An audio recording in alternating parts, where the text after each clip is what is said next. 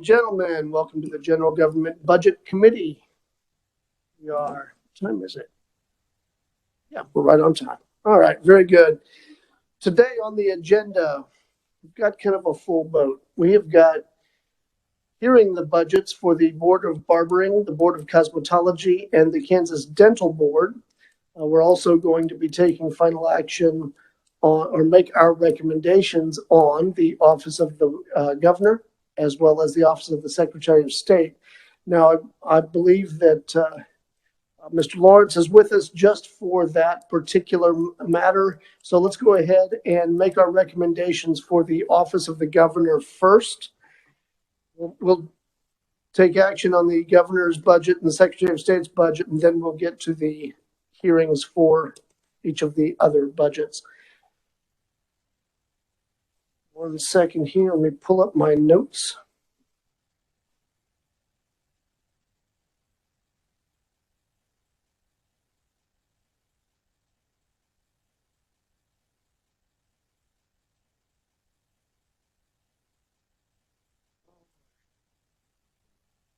I would love to have a motion. Chairman, I would make a motion to concur with the governor's recommendation for FY 2022 and FY 2023. Good. We have a motion. We have a second. Second by Representative Clark. All right, discussion, class. Yes. Representative Amos. Thank you, Mr. Chairman. Last week when we heard this budget, there was a discussion by several people that talked about the victims, the VOCA funds, and I felt a little bit like we left things kind of hanging out there. Not my understanding, but can you kind of bring me up to date as to where that is? As I looked at it, it looks like things are kind of okay for 2022, but in 2023, things really kind of unraveled. There is a hit in 23. The way this was explained in the committee meeting is that the VOCA are federal. Those are federal funds. There had been a hiatus in which that fund was not being built up and is thus being depleted for a number of years, and I don't know whether that's 4 or 5 years, but a few years. And so now they're back on track with funding that, but it hasn't caught up yet. We're anticipating, the governor's office is anticipating that there may very well be some problems in the 23-24 areas that may require assistance from SGF or from an alternate funding source.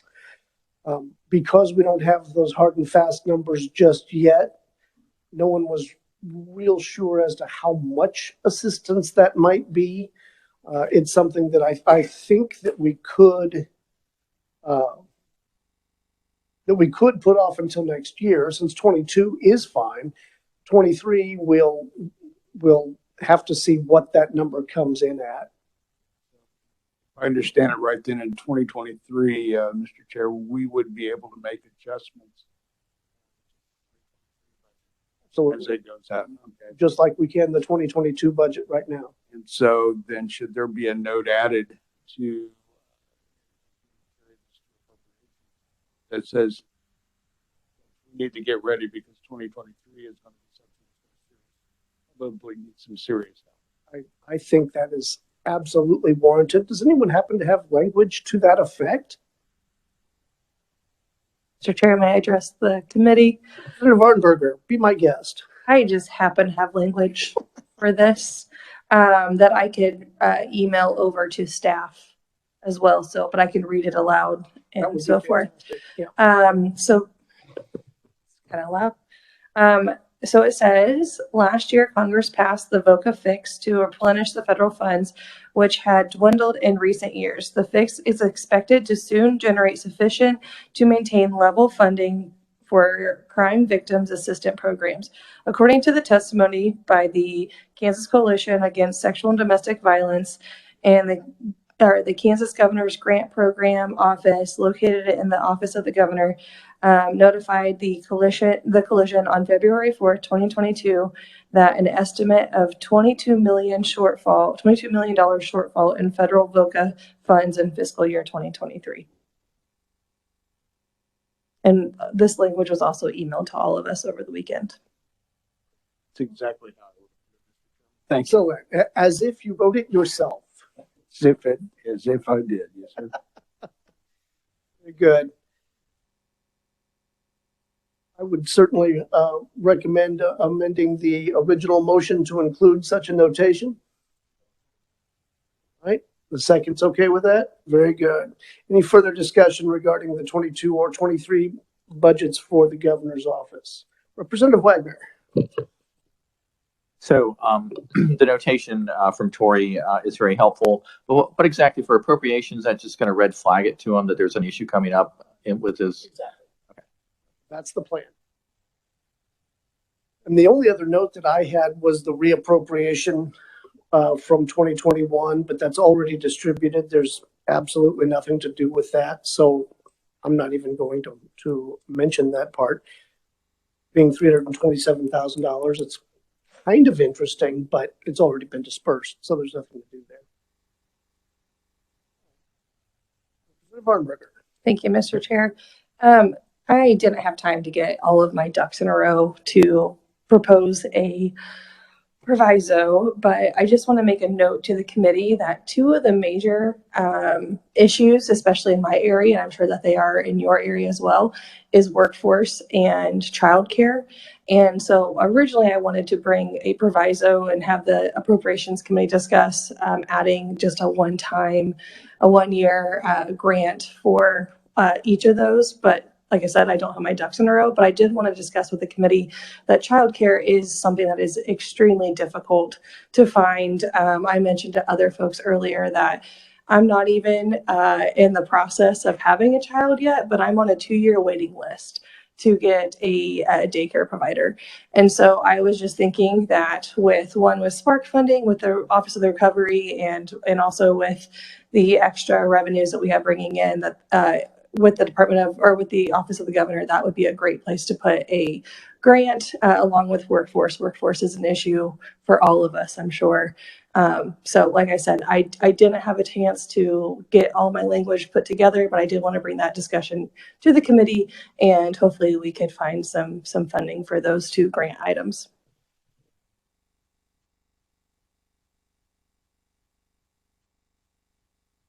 That's interesting. I'm thinking, hold on. It's not My original amount. It's not a real linear process anymore. So Yeah, and what I was thinking in my mind was do it through the Office of the Governor, through the grant process, and do $3 million for workforce and then $2 million for childcare. And the childcare portion was going to be to create providers, because that's the major hiccup right now. And I mentioned to a couple other folks, apparently Garden City has a really great model that a lot of cities are going after. I'm not trying to create a program because I don't have all the answers right now, but those are two really large issues that I think could be addressed through the grant process and the Office of the Governor's budget. And again, with it being an issue that we have right now and we have the additional funds, that might be something that, again, the Appropriations Committee as a whole might want to discuss. okay, there are a lot of moving parts here. What I would be comfortable recommending, and see if this matches what you're looking at, would be that provided the vote is in favor, of course, that the General Government Budget Committee recommends to the Spark Task Force an initiative to issue grants for childcare and workforce development. And I might even want to include a reference to the Garden City model. If that's something that's working very effectively, that might be something to look more into. Again, with so many moving parts and other offices involved, we definitely don't want to just throw this out there. But But I think making that sort of a notation, I would. I would- So, I mean, in that case, I would appreciate that. I know with workforce, something that we're looking at in our area is I do live right in the middle of the state. And for instance, Pfizer and McPherson, they bus, I was told 3,000 people from Wichita to Pfizer every day to fill those jobs.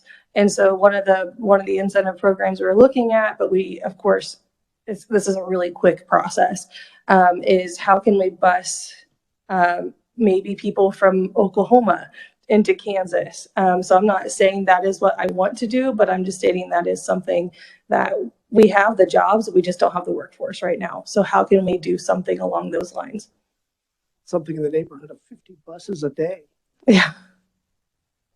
So again, I'm just repeating what I was told. I don't have actual hard facts, but there is a program currently being utilized. And I think that with workforce, we have companies right now that are begging for workers, or they're going to be cut those jobs permanently in my area. And I don't want that. I already am down 2,900 people from the census in 2012 or 2010. They moved to my district. Yeah, they probably did.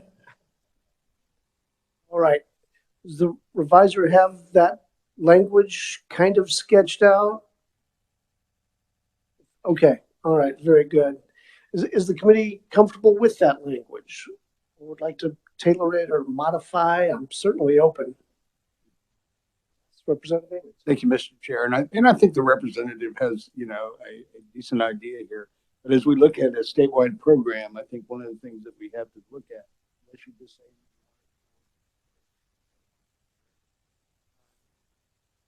as long as we have a committee actually looking at this, because I think one of the things that we're going to find that there's going to be a whole lot of need everywhere. Rather than open up a can of worms.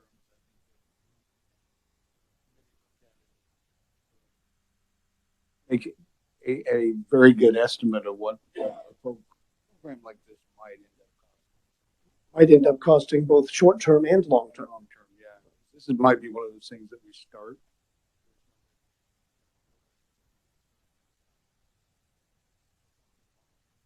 Definitely think of committee help on it. I think, yes, Representative Clayton. Again, thank you for your indulgence, Mr. Chair. I knew I couldn't come here without talking. First of all, I really do strongly support what the previous representative brought up. I might suggest that I know that the Children's Cabinet has been looking at this, and so we might see if they have any suggestions or language, so that way we don't have to have an extra layer of bureaucracy. They might already be doing this work for all I know. Thank you. Thank you, Mr. Chair. That's an excellent point. And if we could include that in the notation with getting some of the various stakeholders involved, not just the Spark Committee, but the Children's Cabinet, for example. I think Congress would also get involved with, as far as the 50 buses across the state. Yes. Analyst here. Mr. Chairman, members of the committee, just so as you're aware, the Spark Advisory Panel, they have convened, one on sort of child care and healthcare, and one on economic development and workforce services and child care. Both have been listed as priorities for both those committees. They have heard from the Department of Commerce. Nonetheless, obviously the support is that the process is ongoing currently with the advisory panel. What they say about great minds.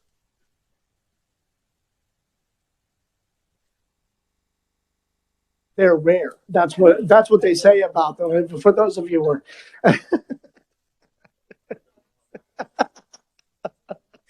all right then. Any further discussion regarding the governor's budget? Yes, Representative Wagner.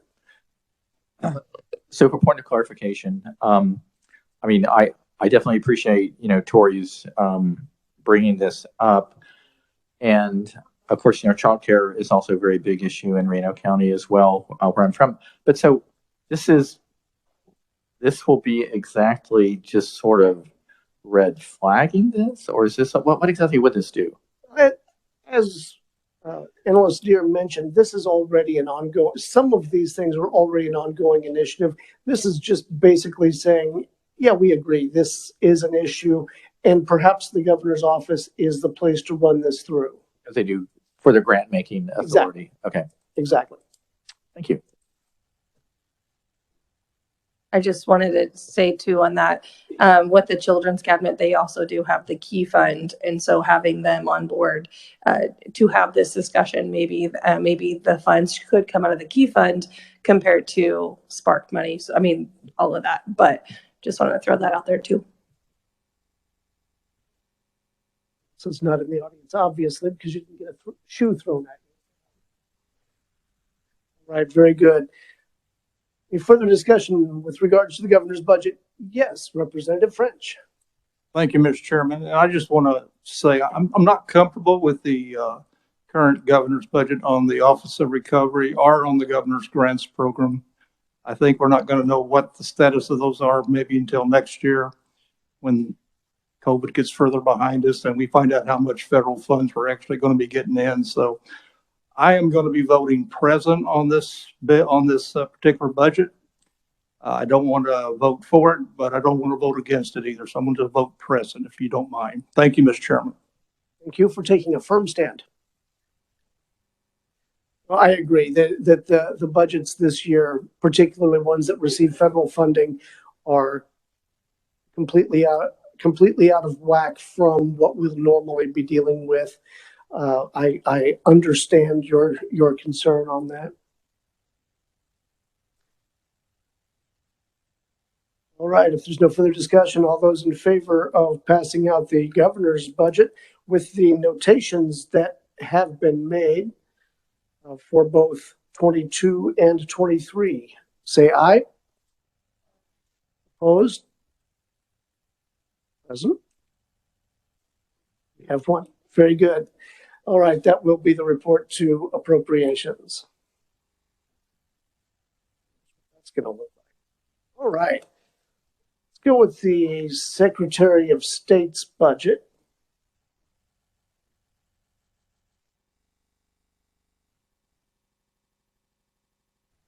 Entertain a motion in order to start the discussion. Mr. Chair, I move that we pass out the Office of the Secretary of State's budget for fiscal year 2022 and 2023 as the governor recommended. Okay. Second by Representative Amix. All right, discussion.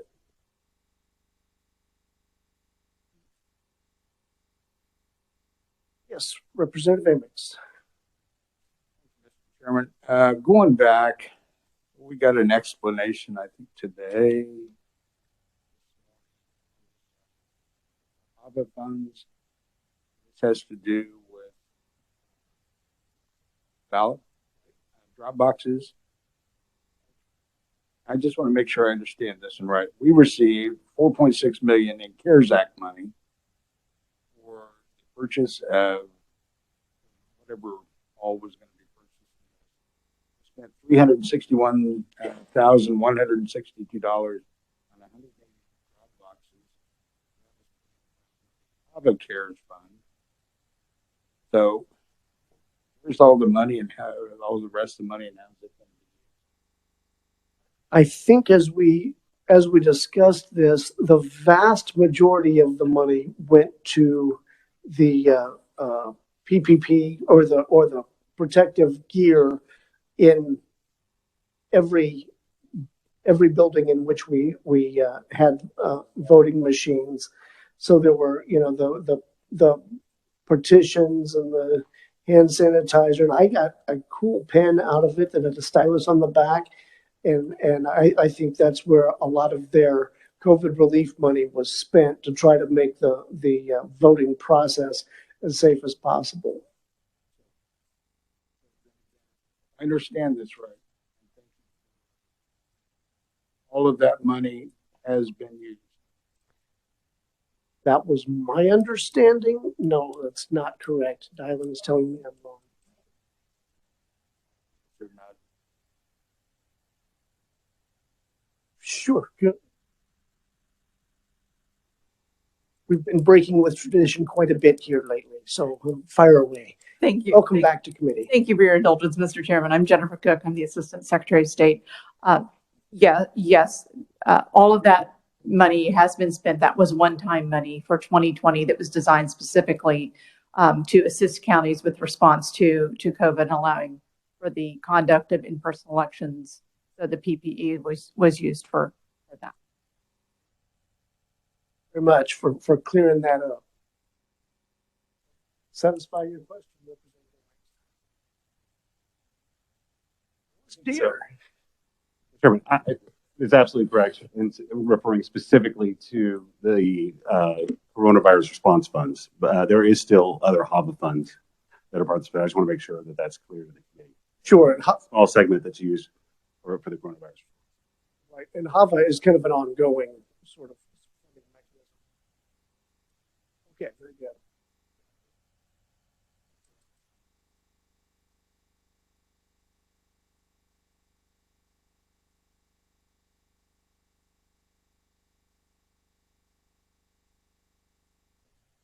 The only note that I had was with regard to the Technology Communication Fee Fund, growing at a pretty steady clip there, actually an extremely steady clip. But when discussing that with the agency, that money is kind of earmarked for moving off of the AS400 system. I think it's probably a fund that we need to keep an eye on, but not something that rises to that level at this point. So I'm not deeply concerned with that. In fact, I kind of like saving up for a big expense. Well, what a great idea. I think we should do that maybe a little bit more often. Discussion. Representative French. Thank you, Mr. Chairman. To go back to the drop boxes for the elections, and thank you, Ms. Cook, for the letter. I think that explained a lot of what we didn't know about these and how they were financed. The problem I see is this was a one-time buy. It was a temporary fix for the COVID issues that we had. We weren't trying to keep people from going into the courthouses and that sort of thing. But in reality, it should be a temporary fix. I don't see us having drop boxes forever. At least I hope not. With that in mind, I think the Secretary of State should have something in their budget to pay for the removal of these boxes, based upon the law that we passed last year, saying that no person could bring in more than 10 ballots. There's no way to enforce that with these drop boxes. And so I think that's an issue that's going to have to be even taken care of. What has to be taken care of this year, as far as I'm concerned, with the elections coming up in August, we can't be using drop boxes and maintaining any kind of enforcement of that law we passed last year. So just want to bring that to your attention and find out how the Secretary of State's going to handle drop boxes in the future, near future. Thank you. Thank you. And while I find all of that absolutely valid, it doesn't really affect the budget. I don't think there's going to be a collection of drop boxes, just a cessation of their use. At which that is going to be, certainly could be handled legislatively, could be handled through the Secretary of State's office, or could be handled through each county's election office. And I'm not sure where we are in that process, but I imagine it's going to be addressed in one of those forums, but not in the budget committee. So that's not something for us to necessarily, in this meeting, take into consideration. But I think that is absolutely something that we as a body have to take into consideration. Agree, Mr. Chairman. I just think the Secretary of State ought to be considering what they're going to do, because it's going to cost money to remove those boxes for somebody, whether it's the county or the state or whoever. So to me, it is a budget issue that has to be addressed before August.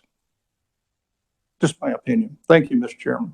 Very good, thank you. And with the deputy director here, I think they're probably hearing it. or deputy secretary, not deputy director, deputy secretary. So I believe that they're hearing your message, and I think that's also something that we're taking up in a different location here in the State House. All right, further discussion. Representative Wagner. I appreciate Representative French's concern. I am thinking in Reno County, they just lock up the lock boxes in the off season as far as to keep anything from going in. I mean, I'm not quite so concerned about removal, if the boxes are lockable. I mean, if that makes any sense, but again, I know it's basically not something that's going to be on our budget, but it's, just addressing the issue. Thank you, Mr. Chair. And as I appreciate the opinion of our colleague from Leavenworth, we're probably going to have a difference of opinion when it comes down to this discussion. And I think the chairman's absolutely right. This is probably not the time and the place, but I'm sure it's being cared for about this building. So, yeah, as we see. So, anyway. I think that we'll have a difference of opinion sometime.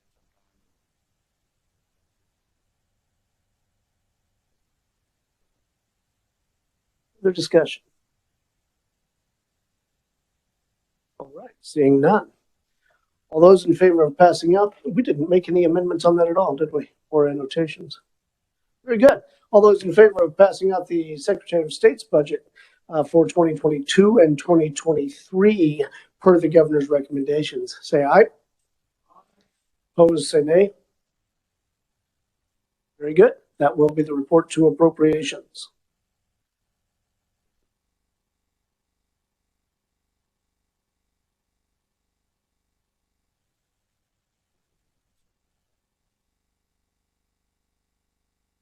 All right.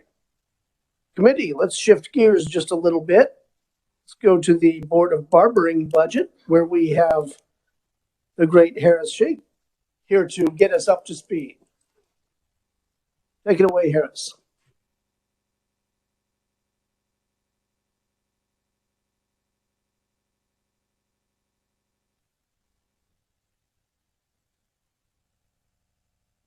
Thank you, Mr. Chair, members of the committee. For the record, I'm Harris Sheikh from KNRD. I will be talking first about the budget of the Board of Barbering. In the audience, we have Cassiopeia Caps, admin officer with the Board of Barbering, and Jerry Bryant. She's a inspector with the agency. I'll begin on page number 1 with the purpose of the Board of Barbering. The purpose is to protect health, welfare of the consuming public through enforcement of statutes regarding sanitation and barber profession. Pages 2 and 3 are executive summary, so I am moving on to page 4. Figure 5 looks at the Board of Barbering fee fund. The agency is entirely fee funded. Revenue received provides funding for all agency operations. Per statute, 90% is retained by the agency and 10% is remitted to the State General Fund. Page 6 is the Board of Barbering fee fund expenditures going back to, these are revenue expenditures and ending balance. The agency estimates an increase in expenditures in fiscal year 2022 of $22,297. This is 14.3% above the 2021 fiscal year 2021 actuals. This is driven by an increase in contractual service expenditures, which increased by $17,200 or 54.1%. The agency was not invoiced by a private contractor in fiscal year 2021 for a computer-based testing contract. As a result, the agency will be double invoiced in fiscal year 2022 for those services, which has increased these contractual services. Figure 7 looks at license fees, so I'm just going to skip over that and turn to page 6, which is fiscal year 2022 analysis.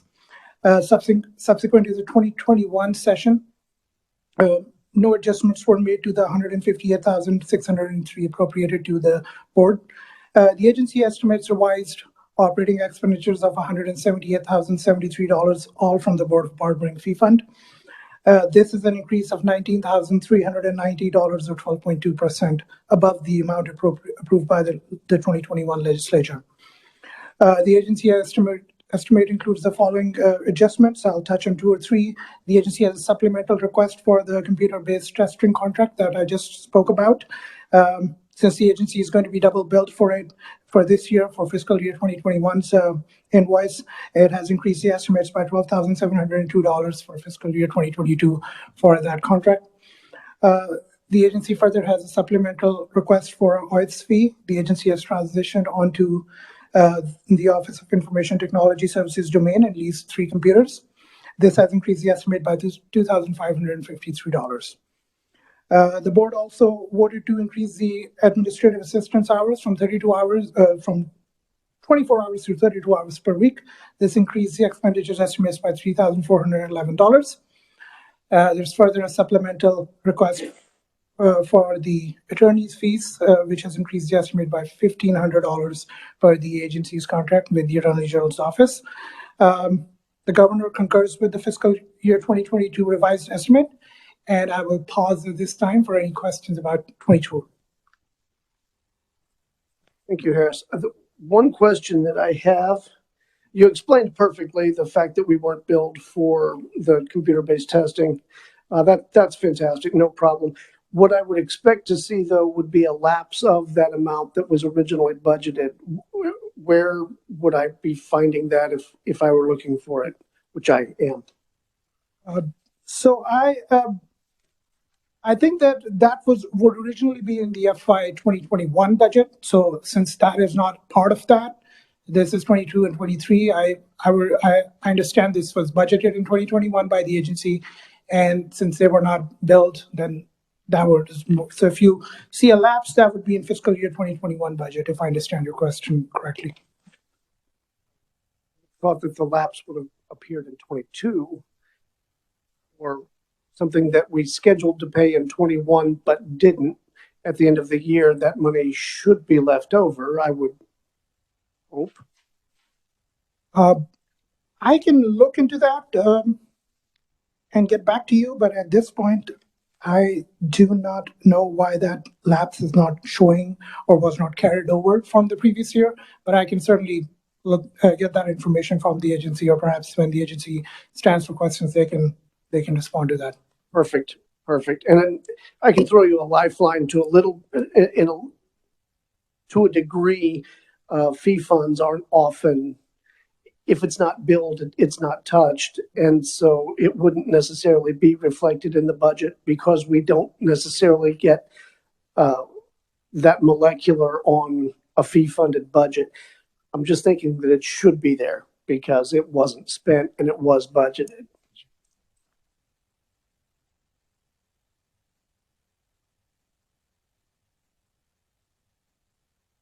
Show up in the balance. Then let's look at the balance, shall we? Would not be under fees professional service. In 21, it was 8,100. 22, it jumps to 22.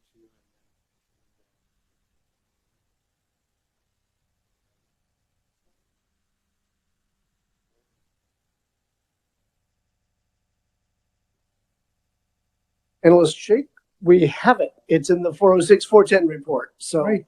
I just hadn't scrolled through that yet. So that's fantastic. Never mind on that question. Any further questions regarding 2022? Yes, Representative Amos. Thank you, Mr. Chair. And maybe somebody from the committee might be able to answer this one too, and it may be something for the agency. The license schedule that we have before us, didn't we have input on what these license fees actually ended up being and that they weren't raised a year ago? I believe there's legislation. There's a bill pending below the line in the House that adjusts those. I'm not sure.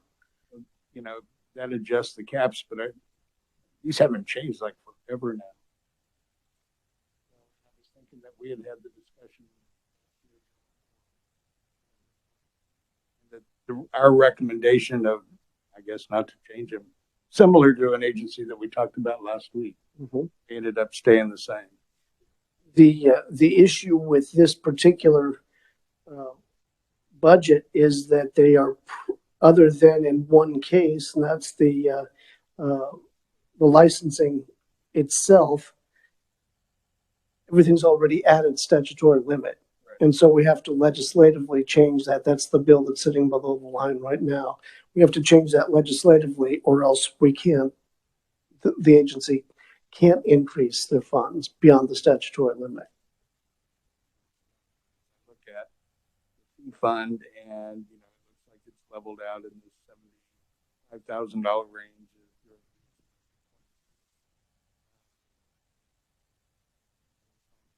That we did have discussion before about what these licenses were, what the statutory limit was, and somehow they ended up the same as where they've been the last 3 or 4 years. Oh, and you're worried about the creeping balance of the fee fund? Not at all. I'm saying that they've seeking to understand your Well, question. I'm just saying that it's leveled out, and that these fees are, you're right, they're at the top of where they are right now. But we do have a bill coming that's going to talk about that statutory limit, correct? Right. Okay, that's it. It's currently sitting below the line. Yeah, my mouth wouldn't agree with me. And there may have been discussion on that bill already. Discussion regarding 22. Representative Wagner. I did want to know on the budget overview, it has the full-time equivalent positions going from 2.4 to 3.1 FTEs. I mean, the salaries and wages hardly move at all. And I know they said they were increasing a secretarial position from 24 to 32 hours a week or something. But is there more? Do they actually have 3.1 people working for them, equivalent positions, or is there? Do you know what the actual number of employees at the board are? I would, to answer the first part of the question, I think that to increase to 3.1 from 2.4 is that increase in hours for the admin assistant. As to the second part of the question, like if they are completely at 3.1, I do not know what their current staffing numbers are. I would refer that to the agency when they stand for further questions. Okay, I will ask them when they're up. Seeing nothing else here, so let's go on to 2023. Right, moving on to page 9, that's the 2023 analysis. Subsequent to the 2021 session, no changes were made to the 159,162 appropriated to the Board of Barbering for fiscal year 2023. The agency estimates revised operating expenditures of 172,840, all from the Board of Barbering Fee Fund for FY 2023. This is an increase of $13,678 or 8.6% above the amount approved by the 2021 legislature. The agency's adjustments includes the enhancement request for the CBT contract. The amount increased is $5,800. So that is the actual amount for that contract for fiscal year 2023, down from $12,200 for fiscal year 2022. There's enhancement request for the attorney fees, which has increased the estimate by $1,500 for 2023. And there's the enhancement request for OITS fee, which has increased the estimate by $3,362. This is for the domain and the lease, computer leased by the board or the agency. And finally, it also includes the administrative assistance hours in fiscal year 2023 as well, which has increased the estimate by $3,475. The governor concurs with the agency's estimate, and I will pause for questions regarding 2023. All right, one thing I would bring up for the edification of the committee, this is a 2-year budget that we schedule both years. So if there's a change in one, there will automatically be the change in the other unless it's a one-time spend. So when you see, for example, OITS going up $3,300, that would normally concern me when it shows up both times. You're like, wait a minute, is it going up a total of 6,600, 67? No, this is the adjustment made in a 2-year budget. So we had to change both years, 22 and 23. Same with the administrative assistant. Same with the attorney fees. They're not going up $3,000. They're just going up $1,500 each year. hopefully that might allay some questions because my mind started running, I know, until I remembered that dynamic. Questions for the analyst regarding 2023? Seeing none. Oh, Representative Amick, slow played me. Thank you, Mr. Chair. Bullet point number 4, it talks about the administrative assistant, and the board voted to increase the administrative assistant's hours to 32 hours a week. Was it State Board of Barbering or was it this board? My understanding is that's the Board of Barbering.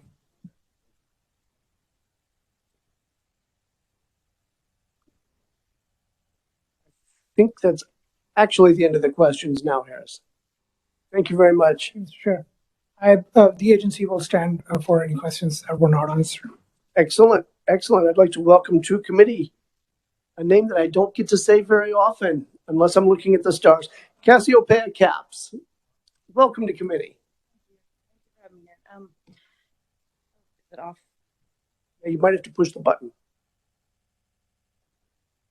Okay. Good afternoon, Mr. Chairman and members of the committee. My name is Cassiopeia Caps. I'm the administrative officer for the Kansas Board of Barbering. The mission of the Kansas Board of Barbering is to protect the health and welfare of the consuming public through enforcement of existing barber statutes and sanitary regulations established for the barbering profession. Our agency is fee-funded and therefore continually strives to be a good custodian of agency funds, to be vigilant of our responsibilities and our licensees, and protecting the health and welfare within the state of Kansas. In the fiscal year 2021, the Board of Barbering issued 1,572 barber licenses, 560 barbershop licenses. As part of our agency's performance-based measures, we strive to continue the number of licenses renewed on time to be at least 80% or higher.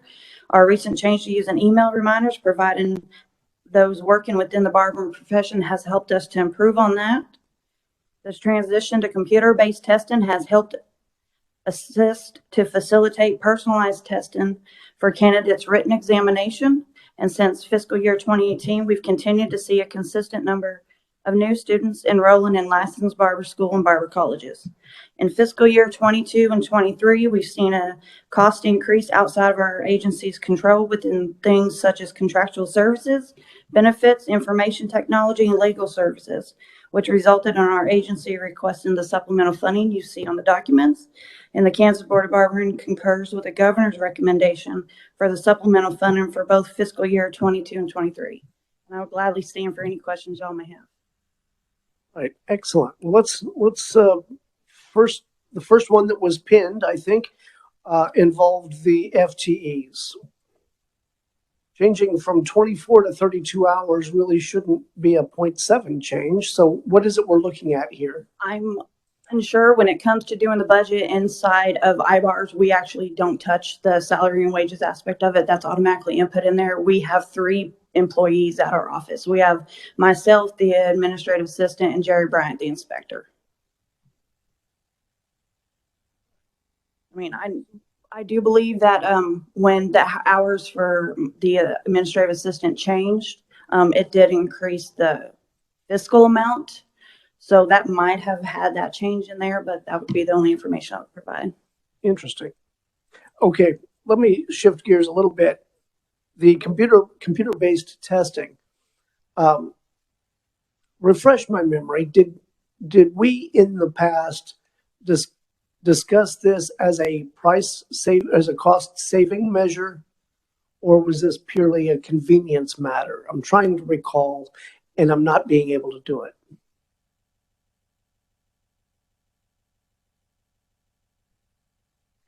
Had to refer to the inspector.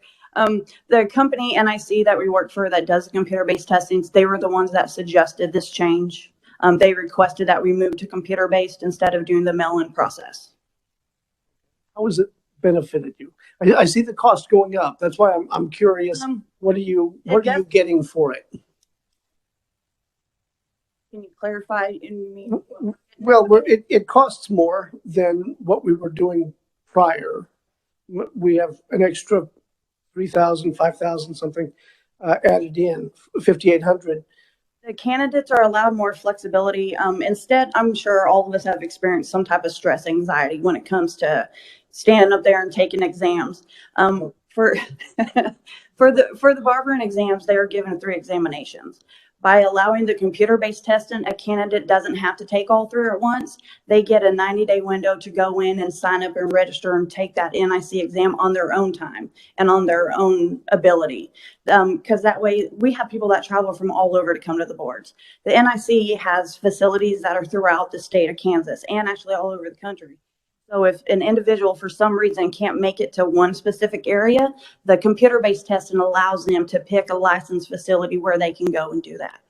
So that's something we're receiving, convenience for the, Yes. for those being tested. Are we seeing a subsequent increase in licensees? We are. It seems to be a lot more beneficial for the candidates.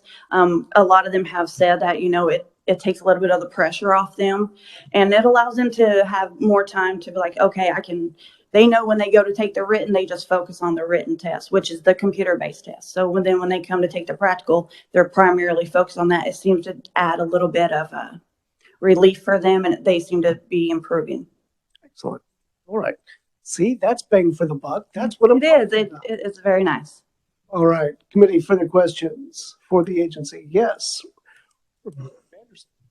Thank you, Mr. Chair. I'm looking at page 580, the administration performance measures. In 2021, 23% of your licensees failed one part of the exam, and your projection for 22 doubles to 46%, and in 23 it's over half. Can you explain that? 580.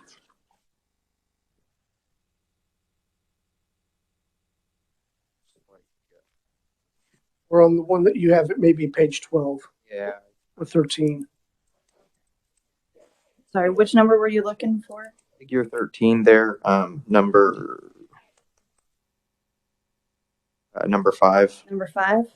Yeah, in 21 there were 23% that failed, and then it doubles for 22, and it's over half in 23. Is there a reason for that? Because in order to become a fully licensed barber, there are 3 different examinations you have to take. There's the Kansas rules and regulations examination, which covers the KDAG sanitary aspects of the regulations that they have to know. Then they take a practical exam, which is the hands-on hair cutting, their actual ability and skills. And then they have the NIC written one. And if you fail just one of those 3, we cannot say we are secure and licensing you as a barber. So then they have to retake that one part that they fail. Right. So I guess my question is, in 21, only 23% of your licensees failed one part of it, correct? Correct. We found that when COVID hit in between the 21 and 22 fiscal year, a lot of candidates were kind of put their education on the back burner, so to speak. And I dislike saying that, but a lot of them were unsure about, okay, am I okay to go around people? Can we do this? And with that, if you're out of school for a little length of time, it's kind of hard to get right back in there. So sometimes you think you can take a test and you're ready, and sometimes you're not fully ready to take it. Is there a question, Don? The questions. I'm not sure it helped me fully, so we may circle back. Representative French. Thank you, Mr. Chair. I was just wondering, do you have any oversight of the barber shops on the military installations or the federal facilities? Not that I'm aware of. The federal, I'm gonna refer that question to the board inspector who does the shops. I'm just wondering who oversees those sites? Must be somebody in federal government. I guess some agency do that.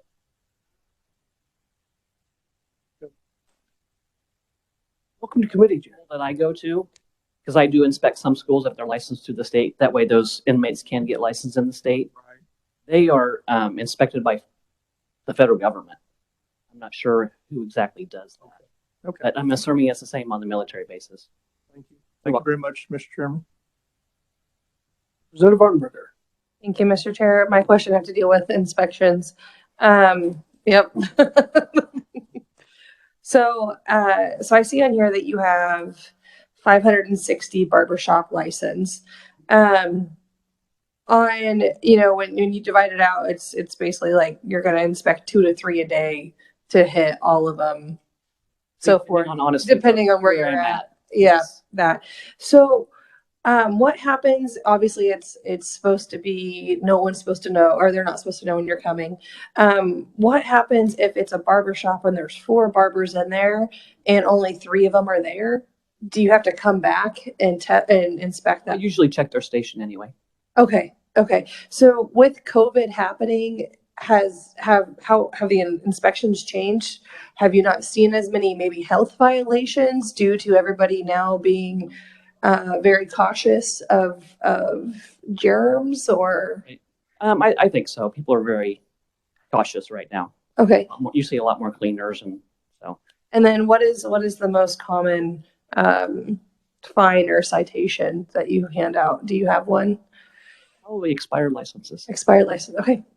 All right. I wasn't sure if it had something to do with the clippers weren't cleaned or something like that, but okay. Thank you.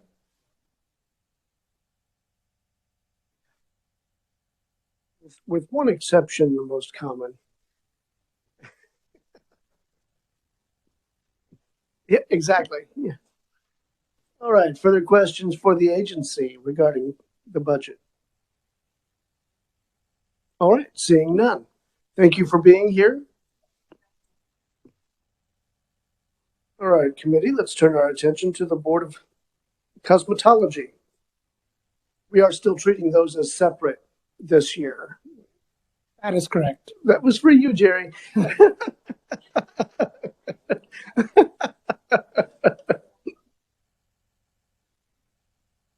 Mr. Chair, members of the committee, Harris again. This time we're talking about Board of Cosmetology. I have Chairman David Yoakum in the audience here. There's Executive Director Laura Glockner and Aubrey Pryor representing the agency. Once I'm done, they will either present testimony or stand for questions. Starting on page 1, the mission of the agency is to protect health and welfare of the consumer and public by licensing qualified individuals and ensuring high standards of practice. I'm looking at page 3 here, figure 5, cosmetology fee fund expenditures from fiscal year 2014 to 2023. Again, it's a fee-funded agency. Per statute, 90% of the revenues are retained by the agency and 10% are remitted to the STF. Expenditures for the fee fund have been steady between the $1 million to $1.1 million range going back to fiscal year 2014. I'll move on to figure 8 on page 6. That's the FY 2022 analysis, below the figure actually. Subsequent to the 2021 session, no adjustments were made to the 1.2 million appropriated to the Board of Cosmetology. The agency estimates revised operating expenditures of 1.1 million, all from the cosmetology fee fund in fiscal year 2022. This is a decrease of $17,401 or 1.5% below the amount approved by the 2021 legislature. The agency made a couple of adjustments, which include employee benefits. The agency decreased its contribution for employee benefits by $18,492 in fiscal year 2022. These expenditures include healthcare, retirement, and unemployment compensation. This is like a net decrease, which means that health and retirement actually decreased, but unemployment compensation slightly increased for a net decrease of $80,492. The miscellaneous adjustments included an increase of 1,541 that include salaries. This is not salary for employees. These are board member compensation per diem. At this point, the governor concurs with the agency's estimate, and I'll pause for questions about 2022.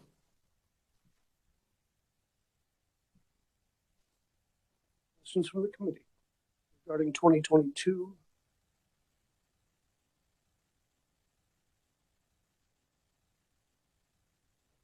Seeing none here, so let's keep running. Looking at fiscal year 2023 at this point, this is page 8.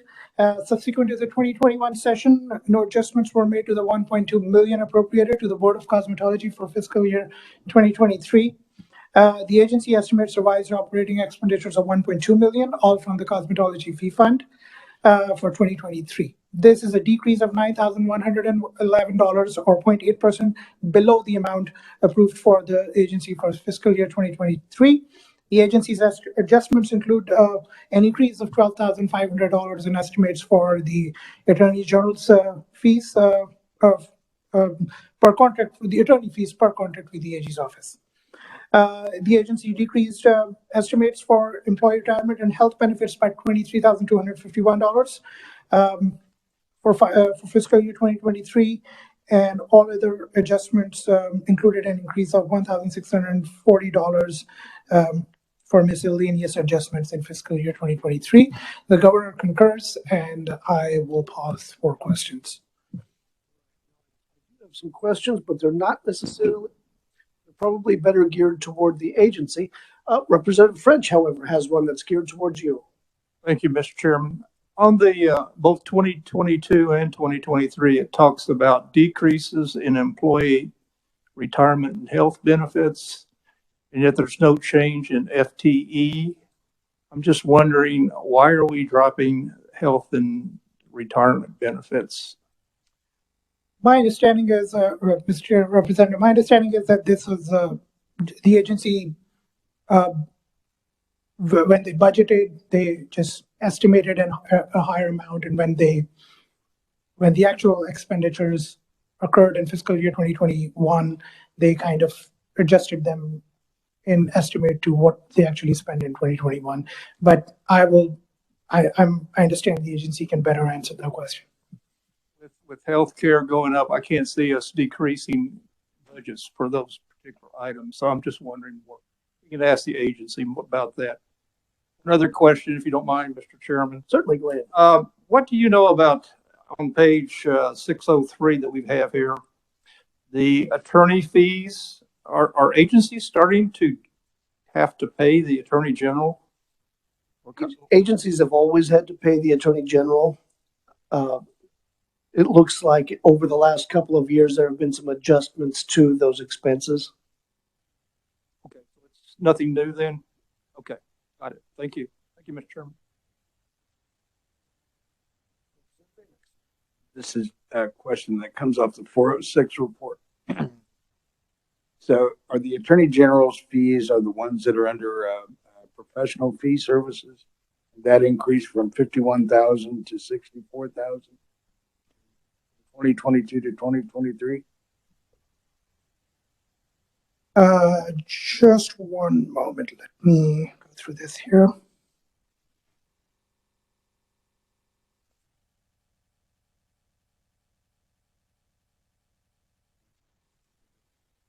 Representative, my understanding is it's either the professional services fee or the contractual services. So it's either the 52,700 that you're looking at or the 52,900. If I had to take a guess, I'd say it's either one of those. But since I do see the 52,900 is not that big of an increase, so it's definitely in professional services fees. The object code 52700.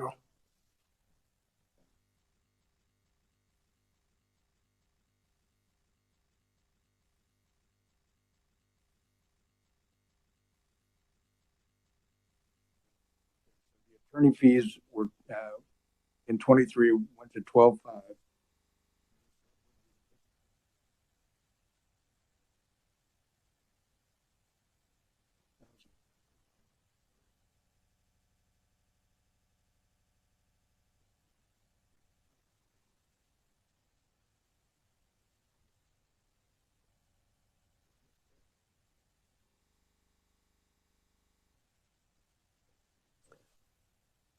Another question from the 406 report. And if you don't know, we'll wait for the agency. But the fees, other services dropped very noticeably from 2021 actuals of 175,000 plus down to 131,000.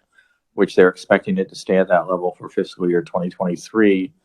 But I don't see anywhere in the discussion of their budget some notation about a significant drop in fees as far as that they were paying out. Do you have any idea what fees are dropping?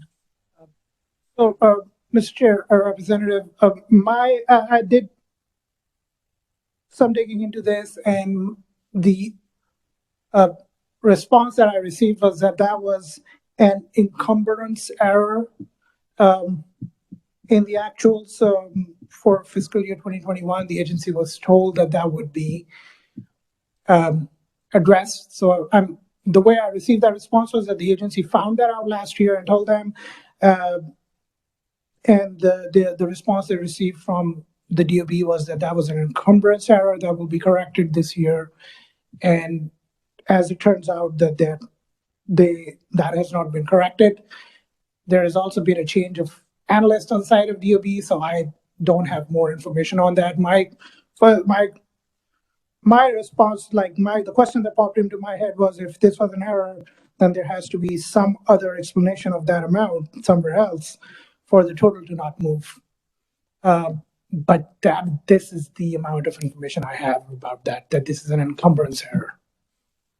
Very good. And those can be messy. All right.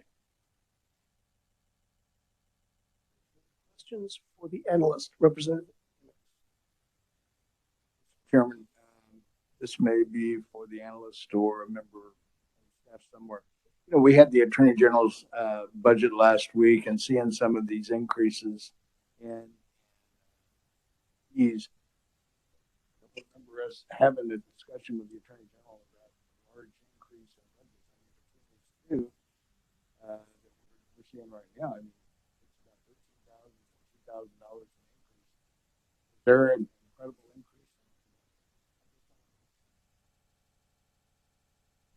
I don't remember seeing it either, but that I did make a note that I wanted to get into that a little. Oh, well, analyst dear, the man with the answers is right in front of me. So Not a problem. The Attorney General's budget is actually handled by Stephen Wu, but we had a conversation about this in the office, and that portion of the Attorney General's budget would be off budget. That's because these expenditures are appearing inside these budgets. And so we do see that data, but we have to run an off budget module to be able to, so we don't reflect it twice. excellent. Just like OITS is largely off budget, and Grant B of A is largely off budget. It's interdepartmental. Wise, that makes perfect sense to me. Although I think maybe looking at the off budget for the Attorney General might be an interesting endeavor. You guys have interesting conversations down there. If that just happens to come up. Very stimulating, sir. All right, further questions for the analyst? Seeing none. All right, thank you for being here, Harris. Thank you, Mr. Chair. Thank you, committee. I will invite the agency to stand for questions. They have submitted written testimony. I'm not sure whether they're presenting. All right, do we have someone from the agency that can handle some of the questions that came up? All right, David Yoakum, I'm assuming? All right. Thanks for being here and welcome to committee, David. Thank you. I'm not going to read anything in essence of time for you because I know you guys got a busy schedule. The agency, we have 26,000 licensed professionals and right at 4,800 licensed facilities right now that we currently regulate and oversee. And I'm honored to be here and be in front of you. I just want to share real quick.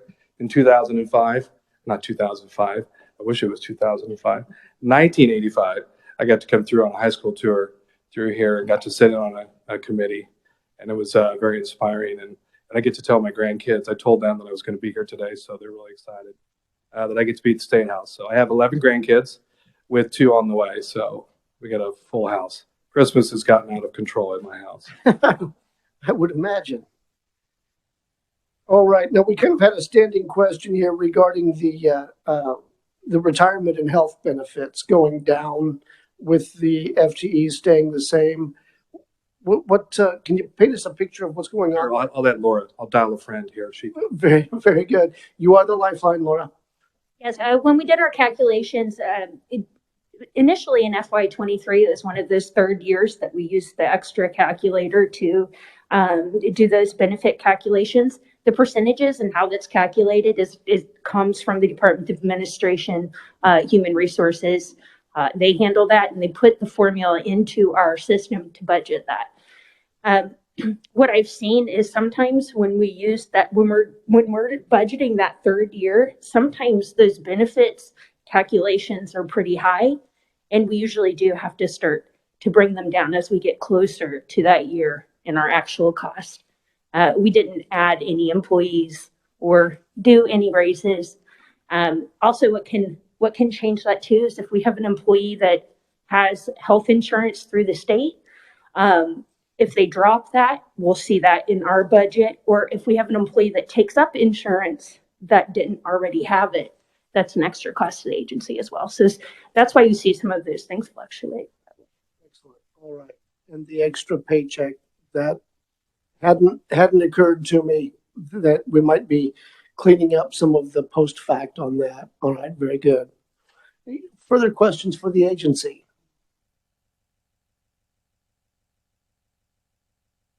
Mix. David, how are you? $64,000 in 2023 and legal fees. It seems like a large amount of money. so this would be the AG's office billing, correct? So this, we have the same questions that you have, to be honest, that it went up. And when we didn't have an increase, obviously, in legal representation. Our understanding was that the AG's office their cap went up of what they could charge us, and so they did charge us that. And when we just got done with this last Friday on the Senate side, it was the same question, and that's the answer that we have at this point. We did ask if there was any reason that it went up as far as representation, and we didn't get one correct due to the statute change. Or their change in what they could charge, I guess the percentage went up. I think it was like 25% if you do the calculation. It's probably not 20 to 25. And I think it was across the board because Barbering Board also had the same based on their number, the percentage. Thank you, Mr. Chair. Yeah, just to follow up. So the actual, what you spent in 21 was 51,000 in legal fees. Anticipate spending 51 again this year. 64 next year. Stars, how much legal you spending that down? Again, what they do is they charge us a flat fee for representing the agency. We don't know the calculation that goes into that piece of it, correct, Laura? The Attorney General's office originally started charging agencies in 17 or 18. They estimated our agency at about $800 at that time. That's the last figure.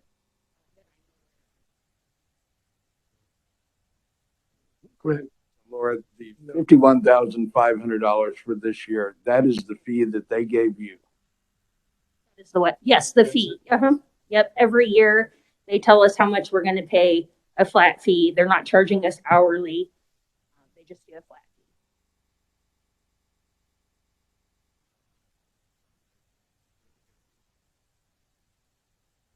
fee. We are using it all up. Oh yeah. Yes. We did look into private attorneys, looking into whether we'd be able to afford it, even at $800 a year to pay a private attorney hourly. Get 2 attorneys who do litigation.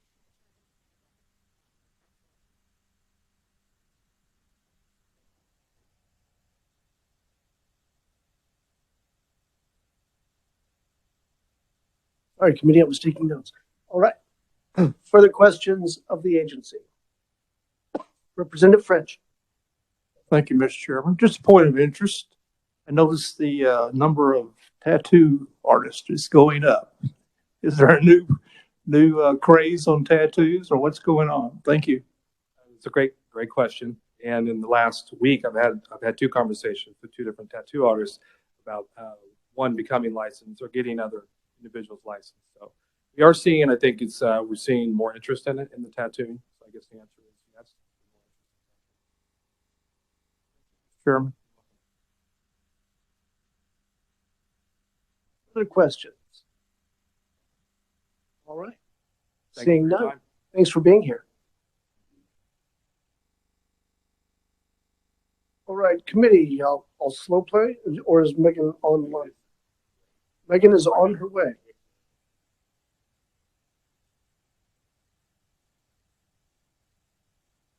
Excellent, yes. Okay, while we're watching for Analyst Leopold, who is here, but we're still gonna buy her some time while she gets situated. Analyst Deere has the verbiage for the office of the governor written up. I want to make sure that that meets the approval of the committee. Thank you very much, Mr. Chairman. Just to remind the committee, this does report out tomorrow, so you'll be receiving the reports this evening. But the language I came up with at the direction of the committee was, the committee notes that workforce services and childcare are key challenges in Kansas, and that the Office of Recovery through the SPARK committee should give strong consideration to dedicating available coronavirus response funds as advised by the Department of Commerce and the Kansas Children's Cabinet to meeting these needs. Furthermore, the SPARK Advisory Panel should consider implementation of the Garden City model for workforce development. So we're Doing that while answering our questions, by the way. I guess the only thing I would say is the Garden City model is more about childcare. It's not per se a workforce thing, is it? It was part of the reason I asked the question, because I did not know from the conversation in committee. Okay. I mean, I had talked to Tori or some people in Reno County, and I was thinking it was like a childcare, just a way to do it model, more so than anything else. So I don't know if that wording makes quite. So how about if it works? Furthermore, the SPARK Advisory Panel should consider implementation of the Garden City model for childcare assistance.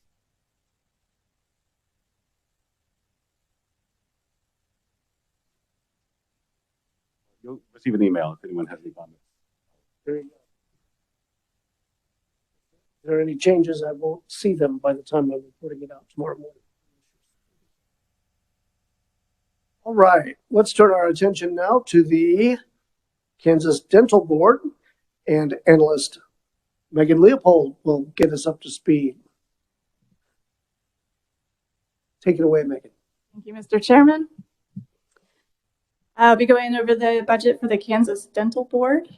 On the first page, you can see that the Kansas Dental Board is entirely funded through the Dental Board Fee Fund. The main goals of the Dental Board are to license qualified candidates, to inspect licensed facilities for sanitation and safety compliance, and also investigate complaints of the Kansas Dental Practice Act. I will skip ahead to page 5. On page 5, you'll see the fiscal year 22 analysis. The amount approved by the 2021 legislature is $418,500. The agency's revised estimate is $4,018,500, and the governor's recommendation is also $4,018,500. No changes at any point. The agency also includes a 3.0 FTE positions, which is the same number that was approved by the 2021 legislature. Moving forward to page 7, you can see that the fiscal year 23 estimate for the Kansas Dental Board is $417,000. Also, 3.0 FTEs. The agency did not request any changes, and the governor concurred with the agency's revised request, or the agency's request. Stand for any questions. All right, now I see an increase of about 60,000 a year on salaries and wages from 21 actual to 22 projected. Am I seeing that correctly? That's what it looks, yes. Are you looking at page 3? No, I'm looking at the 406. Oh, You're looking at the actuals as compared to the agency's projected. Correct. I will let the agency, I know they had one staff member pass away mid-year in 2021, and that may have led to some of those Okay, changes. that makes sense. Very good. Committee, further questions? This was only 22, correct? Did we cover 23 yet? I was off in my own little world here. I did cover fiscal year 23. Oh, that's right. There were no changes. I heard you. I just hadn't processed yet. All right, Representative Amix. Thank you, Mr. Chair. Megan, the 406, 410 report, again, the professional fee service, is that attorney fees again? I'm not entirely familiar with that form or that report, but the professional fees, yeah, the agency does have fees set aside for legal, as well as I believe their inspections are all contracted out.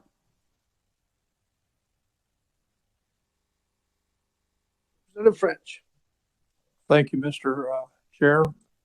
These kind of budgets like this will put us out of business, you know it?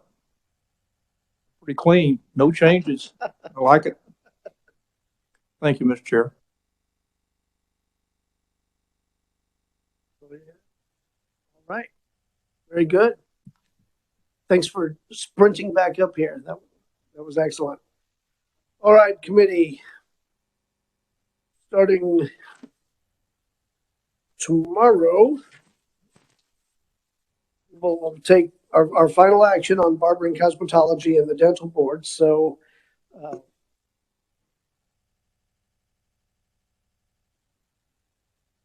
oh, I didn't even see that they were here.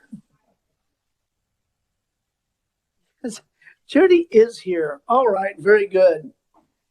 And then if we have any questions for Lane, we need to grill him really good. So make sure.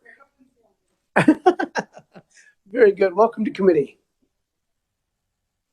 Did you have any prepared statements, or did you have any? All right, Representative Amix has one, so that's why he was anxious to get you up here. Thank you, Mr. Chair. The we see on 406 report on your actual expenditures. So you have professional service fees of $60,000, and then there's another line, fees other services, and that is $90,000. Which one are those, and which is which, and what do they do? We have both of those are kind of covered on our contractual and then our professional fees. So we contract out our attorney. We cover that amount. Is that a private attorney? Yes, we have a private attorney, so we have to cover with our contractual fees what we're budgeted up to, which is $50,000.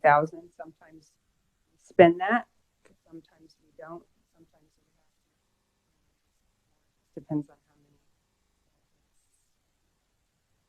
how many. And then we also contract out our inspector. He does our sanitations, and then he also that's part of that. And then the other contract, the contractual stuff.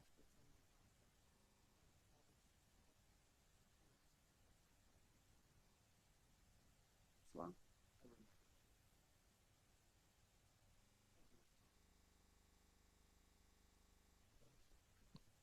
Thank you, Mr. Chairman. So just for point of clarification, as far as, are you guys located in a state building, or you have a? Landon. Over in Landon? Okay. Landon is from this room. And so your rent arrangement is set up with the administration, Department of Administration. And so likewise, are your OTIS or are your IT costs are also through them as well? Okay. And I'm kind of curious on just, again, on the page 620 of the dental board fee fund, keeps rising.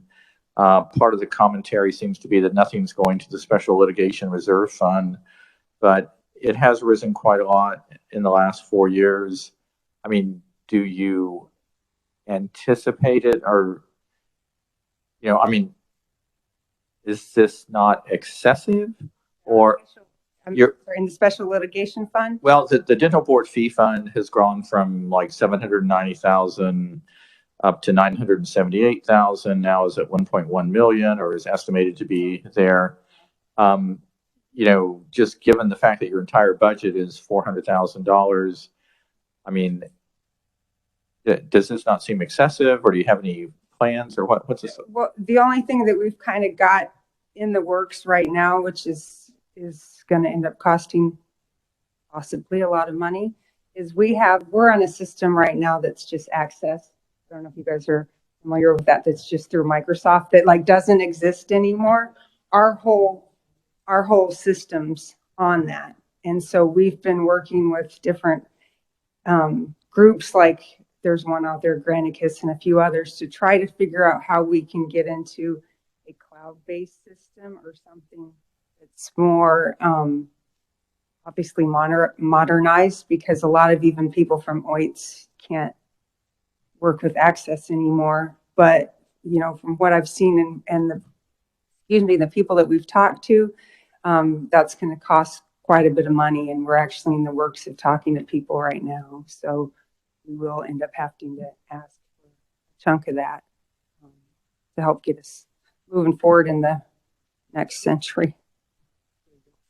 Are you working with OITS on that project? Yes, they're the ones that have said, hey, talk to these people and, you know, talk to these. So yeah, we've been doing that actually for the last close to almost a year now to try to get on something.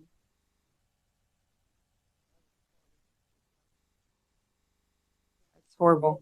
Paul disagrees with me. I do have another question.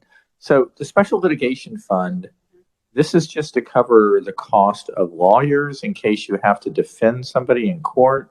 It's not it's just for legal fees. Yes, we can't touch it without obviously going and making a recommendation to budget or anything like that. But that's set up just in case we have some bad apples, which we've had in the past. It takes us past that $50,000 in attorney fees.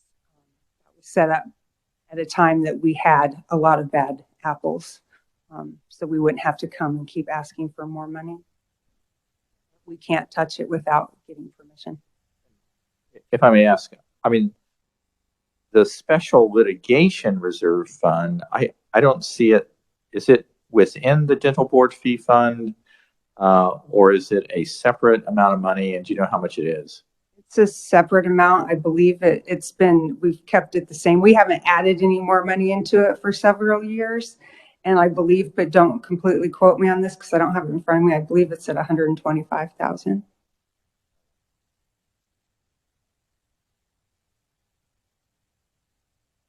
If we set it up at that amount, it hasn't been touched since it was set up, was it?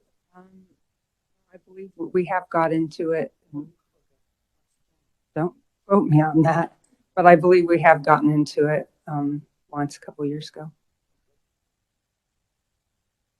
Committee, any further questions for the agency?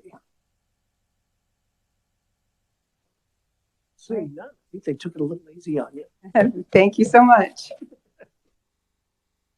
All right, committee, now I'll do my denouement speech. No, you were exactly right. I skipped out on that entirely. All right, tomorrow we'll be taking final action on the 3 budgets that we heard today. So if you have any adjustments you'd like to make, get those put together this evening. Tuesday, we will be also hearing the budgets for the Board of Tax Appeals, the Kansas Department of Revenue, and the Pooled Money Investment Board. Again, we don't actually deal with their funds, just the workings of their office. Don't get too excited about that. But until that time, we are adjourned.